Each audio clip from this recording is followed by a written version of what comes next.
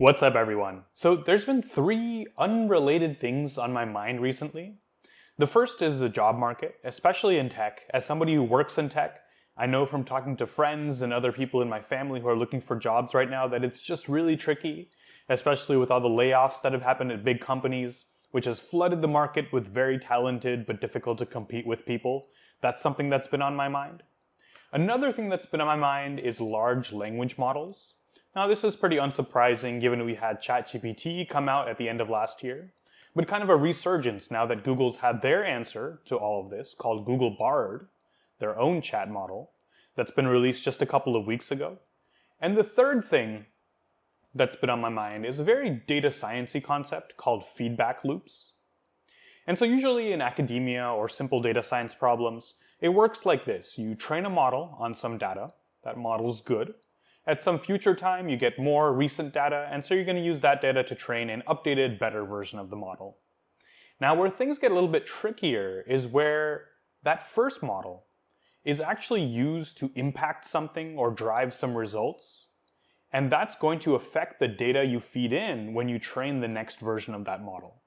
Let me give you an example here. So let's say that you built a model to predict whether a high school student is going to drop out of high school. Now you use that model for a year in order to decide which high school students are going to get extra support and which ones are not. Now that model could be good, but it could also be bad. In the case that it's not a good prediction, we've been falsely giving out support to students who don't need it and just making bad decisions along the way for the last year. Now it's exactly data about those students and that experience in the last year, which we're going to use to feed into the next model that we train in order to predict high school student dropout.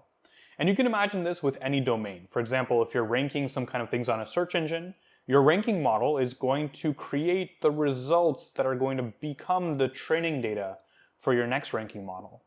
If you're sending emails to your customers, then the emails you're sending become the training examples for your next email model. And so this problem, which doesn't get a ton of attention, is generally called the feedback loop problem, where if you're not careful, a model who's not performing well or is performing well but is focusing on a very specific thing can cause a feedback loop, can cause future iterations of that model to overly focus on one thing or the wrong things altogether. And so thinking of all three of these things actually led to this crazy experiment where we're going to play the game of telephone but using large language models. We're going to ask these language models to refine this statement, which I could put on my resume, for example, and make it better. So we're going to prompt each one and say, make this statement better. But we're not just going to do it once.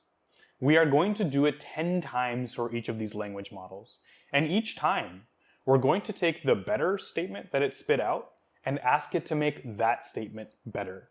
We're going to feed the model's outputs right back in as inputs in each subsequent time step. And so I was just super curious about what was going to happen. Would this just spiral out of control, creating possibly just longer and longer and longer sentences, all based off of this just 100-character sentence that we put in the beginning? Would the quality get better over time? Would the quality just get worse over time? Are there going to be some unexpected things that happen? And are there going to be big differences between doing this with ChatGPT versus with Google Bard? You know what, let's get a shot for the thumbnail there. I'll have ChatGPT in this hand and maybe Bard over here.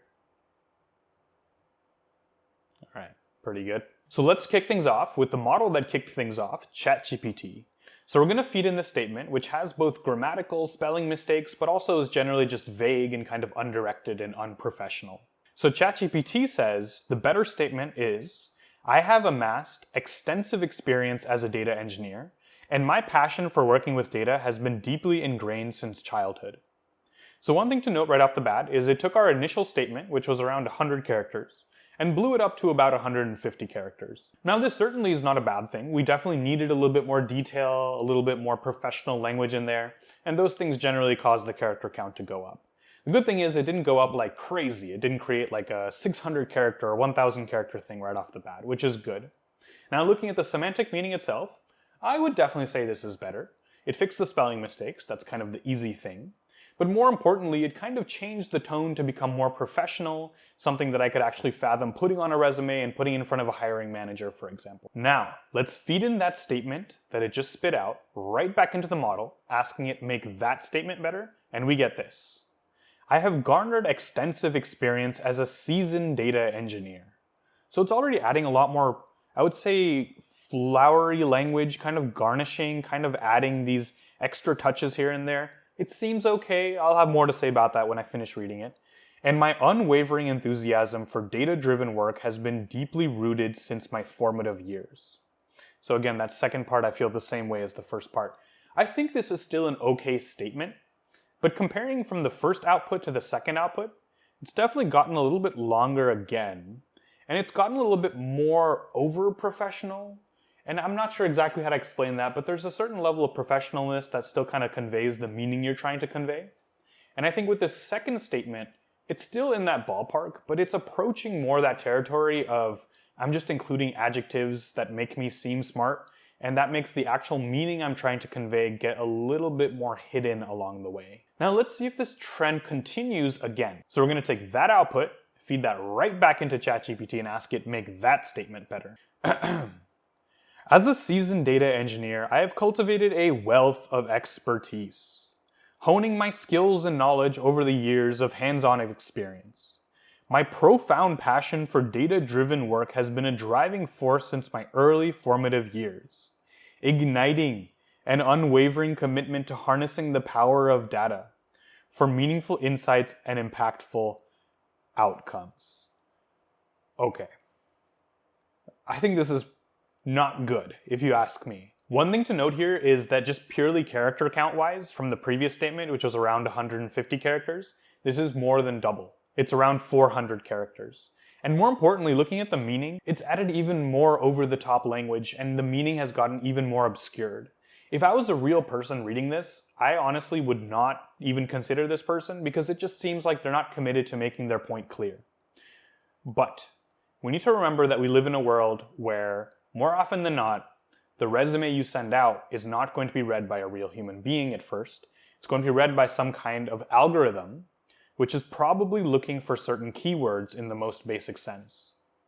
And if that is what ChatGPT is trying to do, adding certain adjectives that just look good to an algorithm, then maybe this is the more successful statement from that point of view. So let's go ahead and skip forward now to the 10th iteration. So I'm going to begin reading this. I'm not going to even finish because it's just a mouthful, but with a solid foundation of extensive hands-on experience, I have forged a reputation. I'm not even going to finish.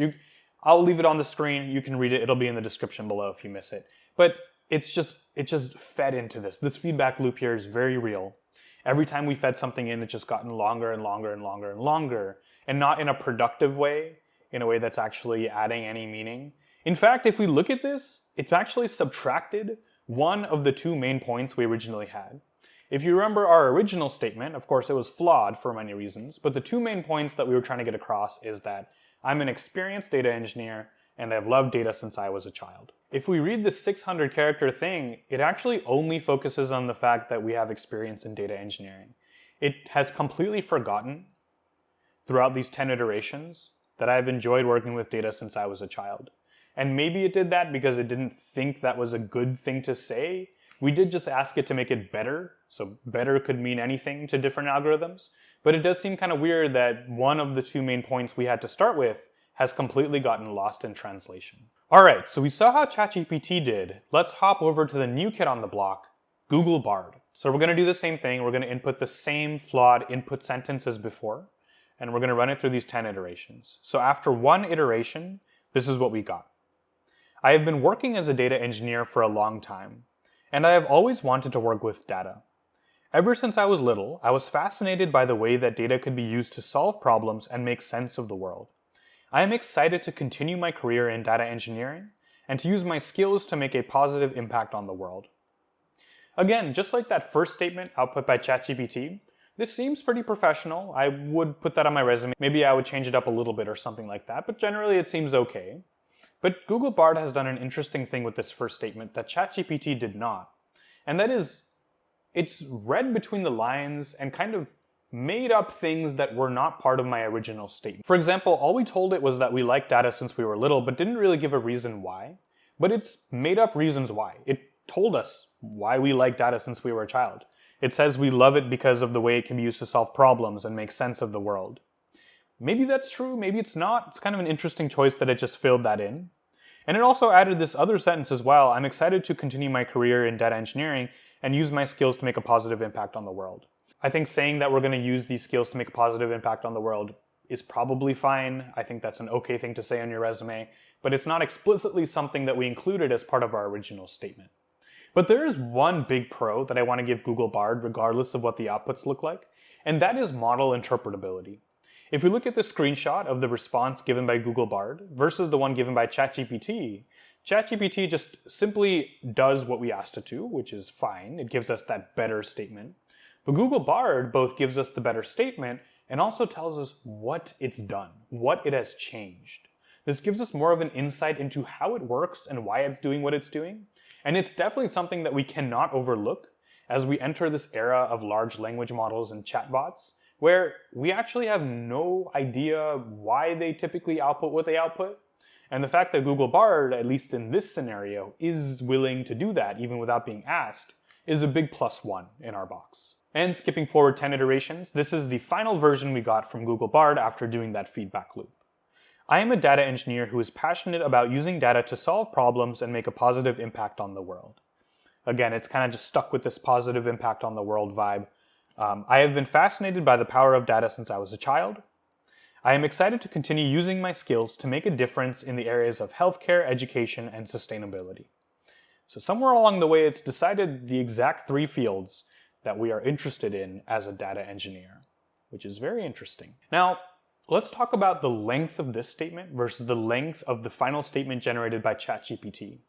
That final ChatGPT statement was over 600 characters long, for a statement that we originally put in that was only around 100 characters. So there was a 6 times expansion over the course of these 10 iterations for ChatGPT. For Bard, it was more flat after it made its initial revision.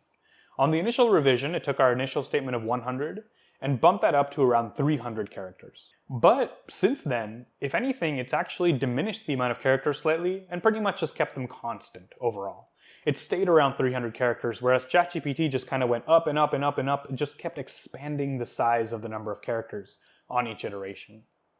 So Google Bard is seemingly more stable in this sense, but it's also made one of the errors that ChatGPT has. If we looked at the final statement by ChatGPT, we said it forgot one of the points. It forgot that we like data since we were a child. Google Bard has the exact opposite problem. It forgot the other statement, the fact that we've worked as a data engineer for a long time. It's focused overly on the fact that we've liked data since we're a child. So if we read this final statement, it kind of reads as someone who doesn't yet have a lot of experience in the field and is trying to use this link between their previous self and future self and how they've been passionate about this for a long time to fill in that lack of experience. But we do have experience. It just forgot about that part of the original statement. So I think overall the lesson here is that we're not going to use these statements right out of the box and just copy paste them in our resume. And probably we'll use the first or second iteration. There's no need to kind of go and revise 10 times. But it sure is interesting to see what happens when you feed the outputs coming out of these language models right back into their inputs. And here's kind of a fun thing too. This video wouldn't be complete if we didn't take advantage of the fact that now we have 2 state-of-the-art language models out there that are available for public use. And we saw what happens if you feed the output of one back into itself. But what if we cross-contaminate? What if we take the output of the ChatGPT better statement, feed that into Bard, ask it to make that better, then feed that into ChatGPT, and so on and so on and so on. And we get a really interesting pattern, at least in terms of character counts. And it doesn't matter whether we ask ChatGPT first or ask Bard first. In both cases, we get this zigzag pattern where ChatGPT is constantly trying to expand the size of the statement, adding more of this intricate language, trying to make it seem more professional. And Bard is doing the opposite. It is bringing the number of characters down, trying to bring that statement back to the point.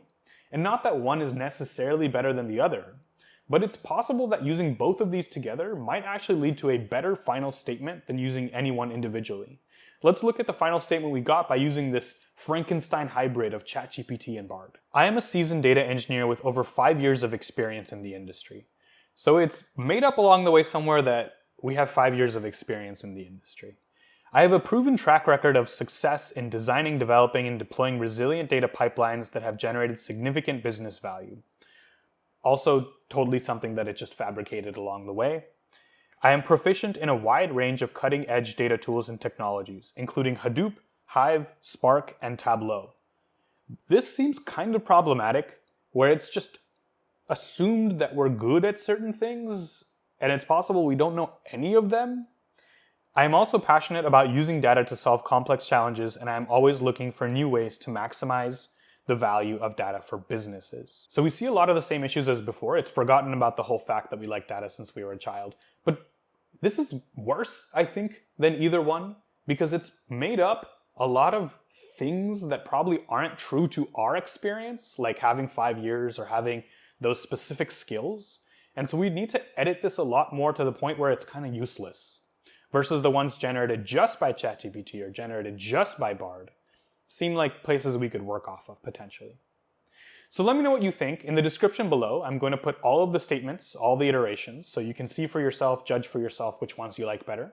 If you like this video, please like and subscribe for more videos just like this, and I'll see you all next time.